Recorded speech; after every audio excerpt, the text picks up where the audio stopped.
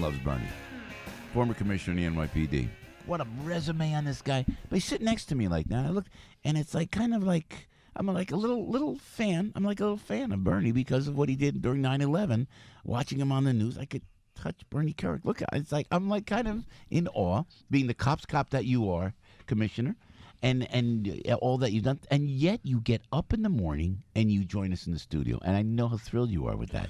That's only because Frankie threatened me with bodily harm. But you guys are gonna have to move to like a later hour because this like getting up at 5 a.m. You believe that? I know. No, I don't believe it. No. I was in Bernie. Then I got to walk through 25 homeless coming up Wall Street. They're still there, right? In the richest area of the world, they won't tackle that whole homeless problem. And it's funny that I was out in Atlantic City yesterday with all the police officers. You got to go down next year to lead, man. I wasn't invited. You didn't invite me. All right. You just went on your own. I heard the travels, the driving, the thing, Philly, everywhere. No driver. I'm calling Joe Breno today. I'm telling him. You need a driver. That's what I'm telling you. If I asked Joe, he would have got me a driver probably for great. But I was at Atlantic City, and I'm getting up. I didn't even talk to you about this, Frankie. I'm going to tell you. Because I'm going in, and Dave Smith, Atlantic City Police Department detective, who I know 100 years, he comes down. All of a sudden, I get deja vu of back in the day when I'm hanging in Atlantic City. Ooh. And it's like, now I'm getting up. That's when I was coming in, Bernie. You know what I'm saying? I'm up. I'm going, what deja vu is this as I'm getting up for the radio show? Oh, yeah, this is when I was stumbling in back in the day, you know? Yeah. So it was good, though, and all the police over there. And I tell you, when you walk down the street with Bernard Kerik, 827 with Joe on the radio, they love him. We were down in Atlantic City. Now we're doing the big thing for Seafood Goldberg next year. He puts me in the press. He never called me. He goes, also appearing with Bernard Kerik is Joe Piscopo. We're booked already? We're booked. We getting any Scott offers? I told you already. 2020. 20-year anniversary. That is so. Commissioner, how are you? How you doing? You look great. I'm okay. I'm all right. Everything good? Maybe? Yeah, I'd be doing better if it was a less, it wasn't so early in the morning. Hey, Al, Frank, do you notice that when Joe gets excited, his voice goes like about 6 octaves higher? Absolutely. I was listening out there. I thought it was a girl in here for a minute. I was like, what is that? At that moment, he might have been identifying it. Yeah, it was.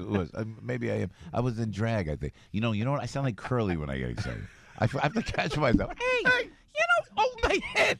The St. Joseph Day. Would you put that thing away? Because every time you move, the head falls off. It fell off again. It's like The Exorcist. Every time you say something that's really bizarre like that. Christ compels you.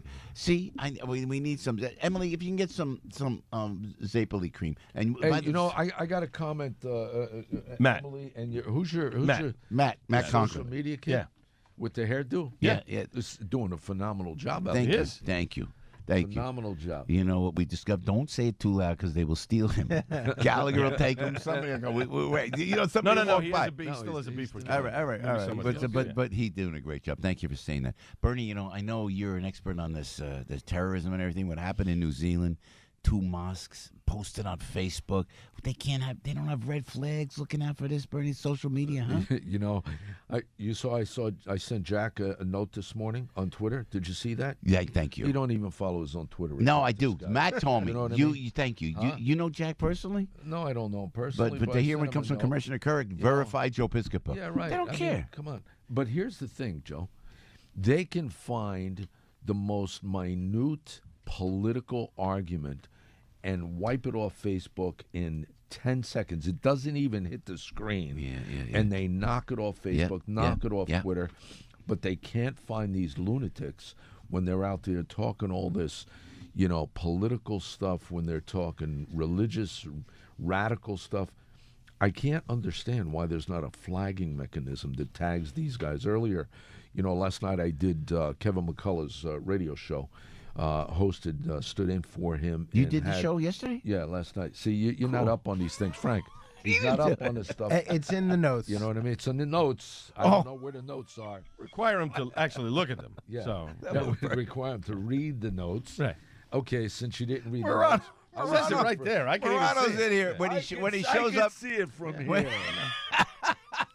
So I had John Miller on yesterday. Oh, that's a great booking. Yeah. See, I got Jews. You do? I got Jews. I had John Miller, the Deputy Commissioner for Counterterrorism and Intelligence for the NYPD. He came on, and We talked about, flagging mechanism, how these guys communicate in social media, some of the things we should be doing. So that's a major concern. I wonder if they can do it. Do they have the ability? Because Louis Farrakhan's on Twitter. Roger Stone gets banned. I don't understand. It's like, and you get all these people who are anti-Semitic, and I read them, and Farrakhan could say whatever he wants, but then this guy, and they are worried more politically. And like Matt just did some research. Thank you, by the way, for sending that out. Verified, Joe. I'm not verified, and I'm proud because I think it really is. If you say anything positive about President Trump, I'm telling you, they flag that, but they can't flag. Yeah, but you know what I noticed? I noticed when I sent that tweet to Jack. Yeah. It goes into the tweets and replies. Yes. So it's a I didn't. Yes. It wasn't a tweet and reply. It was just a straightforward tweet. I wasn't replying to anyone. So they downgrade it. Thank you. Going out. Thank you. They do it to me all the time. I go, why didn't that get posted? It's in tweet and replies. Thank you. Something's up. Why can't? And you know they can. Commissioner, you worked in terrorism around the world, Bernie. Listen. You know they could do that. They could red flag this guy, and you never. What would in all your years of law enforcement? I mean, when you see somebody this deranged to go in, cold-hearted, Bernie, like that, walk in, and then to Facebook it live. Joe, listen, the bottom line is there's sick people out there. There's sick people on every front. Religion, racism, whatever the case may be. And people call me and, were you surprised? I, in all honesty, no, I wasn't surprised. Things like that are going to happen. The bottom line is we should be making sure we're trying to look for these people ahead of time. There has to be flagging mechanisms in social media that sucks these guys. You can suck a person's voice out of the air these days. Mm-hmm. Like 10 million miles away. You can snatch their voice and identify them with satellites, with computers. Yet this stuff is all over social media, and we didn't know it in advance. That's a problem. It's so true. What about the gun laws now? The Prime Minister of New Zealand, she's saying she's strengthening their gun laws, no automatic weapons. I mean, they always seem to make that the easy answer. Is that the answer, Commissioner? No, the easy answer, the best answer. I don't believe, and this is my own personal opinion, on the Second Amendment stuff in this country. Mm-hmm. Stop messing with the legal, law-abiding citizens. Worry about the bad guys. Focus on the bad guys. Focus on intelligence. Focus on surveillance. Profile. Try profiling. Not racial profiling, criminal profiling. Look at the bad guys. We know what they do, where they come from, how old they are, things like that. Go find them. When they were profiling the mobsters back in the mafia back in the 30s, 40s, 50s, 60s, 70s, nobody said a word. Right. Nobody said a word. That's right. When they were looking at the mobsters. You had to surveil them in a church, you went to the church. You went to the social club. You went to wherever you had to go to collect intelligence. Today, God forbid, you walk in a mosque. Yeah. You walk in a mosque and record, you're doomed. They'll kill you in the public purview. In the media like that. Speaking of which, on the mafia, were you surprised that this Frank Cali murder was not an organized crime hit? Did you know that? No, from the but get-go? I said early on, didn't I, Frank? I think I talked to Frank about this. It's the mob, the mafia, the organized crime, Costa Nostra, it's diminished. Now when you see these FBI stings, the guy's 95 years old. He's in a robe. He's coming out. He can't even talk. He's like he's comatose, walking to the car in handcuffs. Come on. I thought it was something else. Wasn't sure, but this isn't the resurgence of the John Gotti era. Yeah. Hey, Bernie, what do you do about the legalization of marijuana? How do you deal with that? How is law enforcement? Listen, Joe. I listened to you guys this morning, and I was thinking. All I kept thinking was, here's what you need to do. Anybody that wants to legalize marijuana, I want you to jump on a plane and go out to Roseburg, Oregon, because I went to Roseburg to give a speech. And while I was there, Roseburg has these spots where they sell marijuana.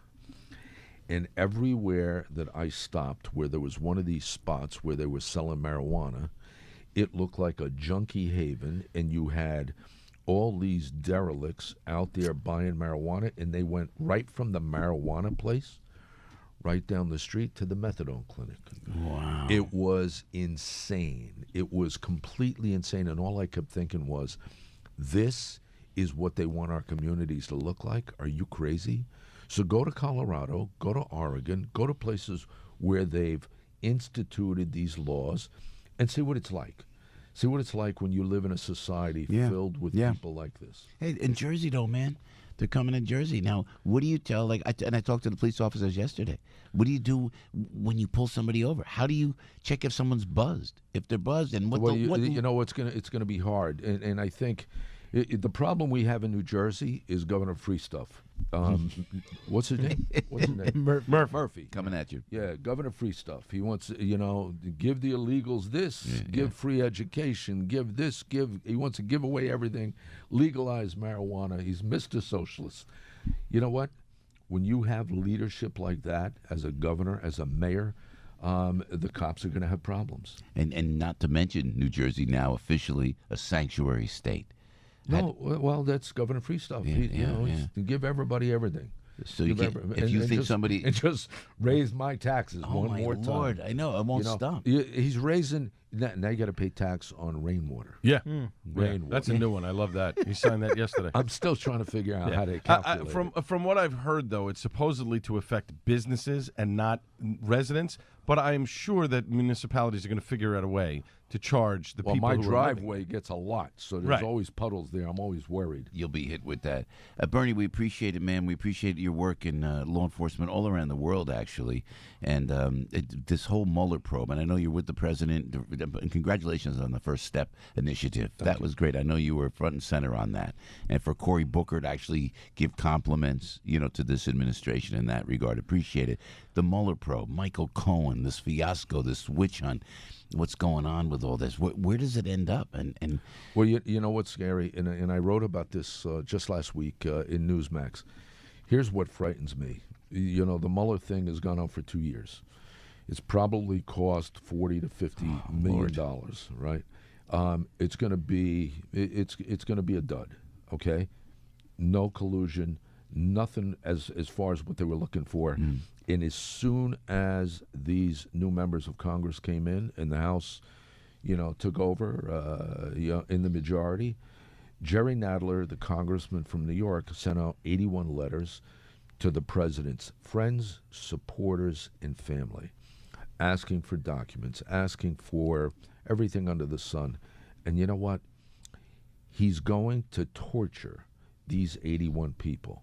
They're going to have to pay for their own attorneys. Yeah. There's no bigger threat to me than a democracy that weaponizes its criminal justice system to politically and selectively target its citizens. And the members of Congress are doing just that. And I think it's wrong. It's destructive. It's unconstitutional. Weaponizing the justice system. Exactly right. Hey, Bernie, before we let you go, thank you, Commissioner, for your valuable time and coming in this early.